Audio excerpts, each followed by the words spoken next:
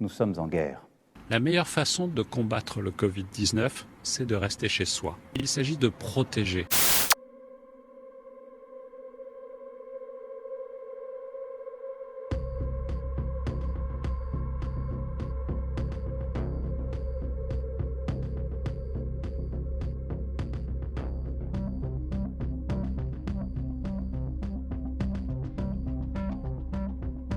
En France, les rayons de pâtes, de conserve et Dieu sait pourquoi de papier toilette sont dévalisés.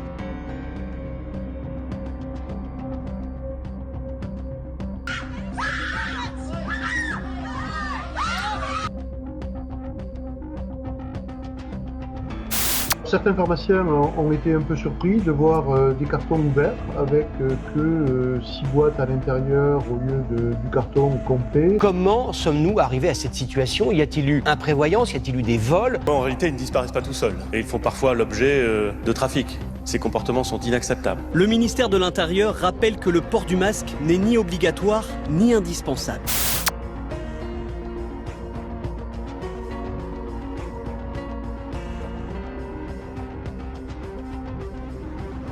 Des photos absolument ahurissantes de chiens portant des masques. Même j'ai récemment vu passer un chat avec un masque intégral.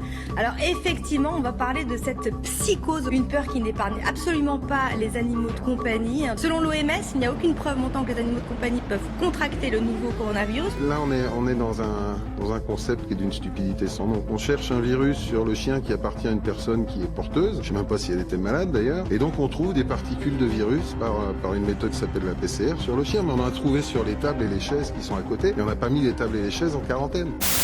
Aucun risque de pénurie selon les professionnels. Aujourd'hui, les stocks sont suffisants et les filières d'approvisionnement bien rodées. Il y a une accélération des ventes de 20 à même 100%. Donc on a doublé les volumes. Mais il faut savoir que les entreprises sont quand même situées pour la plupart en France, voire au niveau local. Et donc là, on a quand même un délai de réappro qui est relativement court. La peur est une émotion que nous pouvons ressentir lorsqu'un danger ou une menace se présente à nous. La peur peut engendrer pour certaines des réactions positives comme la prudence, la prévoyance, l'attention, la vérification, le respect de la sécurité. La situation actuelle est un challenge pour tous. Nous, on s'occupe des malades. On ne comprend pas, inutilement les urgences. On compte sur toi. Rejoins notre challenge. Reste chez toi.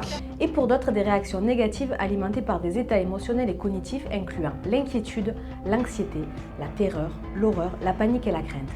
D'un point de vue scientifique, la peur proviendrait d'une activation de l'amygdale dans notre cerveau. C'est ce processus qui nous fait ressentir un sentiment de danger imminent lorsqu'on ressent une émotion comme la peur. Elle peut empêcher le bon fonctionnement de notre pensée et peut nous préparer à fuir ou à nous défendre. On distingue deux types de peur, la peur externe et la peur interne. La peur externe est une peur provoquée par un élément extérieur à l'individu. La peur interne est une peur intérieure connectée à une émotion souvent négative. Exemple, sous-estimation de soi. La peur peut conduire des personnes à adopter des comportements atypiques et les conduire à des situations extrêmes voire irrationnelles. C'est d'ailleurs dans un contexte de peur instrumentalisée dans les médias que celle-ci prend naissance.